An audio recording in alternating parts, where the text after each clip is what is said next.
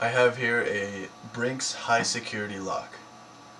It's got 6 pins and it has serrated pins on the top and bottom rows. It is also shrouded, which makes shimming not possible, so I'm not able to shim this, and picking is very difficult because of the high security pins. So what I am going to do to pick it is use extremely light tension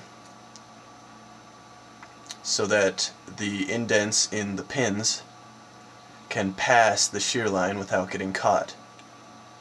I will be using a special tool that has a short hook on one side and a snake pick on the other.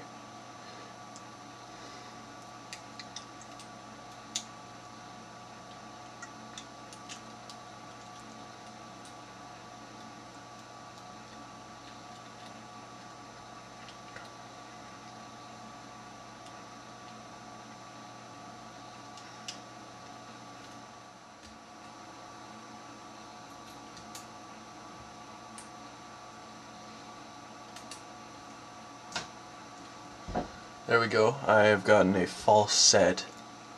False sets occur when the lock you are picking has security pins inside.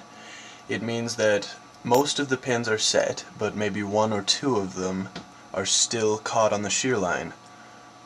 It only happens with security pins because of the indents made by the pins. This uses serrated pins. The false set on this particular lock is extremely exaggerated.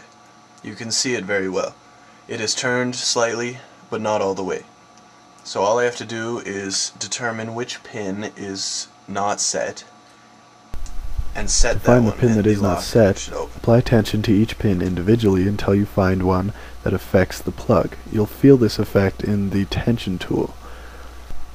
Applying pressure to this pin will force the plug back into its original position, letting the other pins fall back into place. So continue keeping tension while you pick this pin, so that it may breach the shear line without the other pins falling back into place. There we go.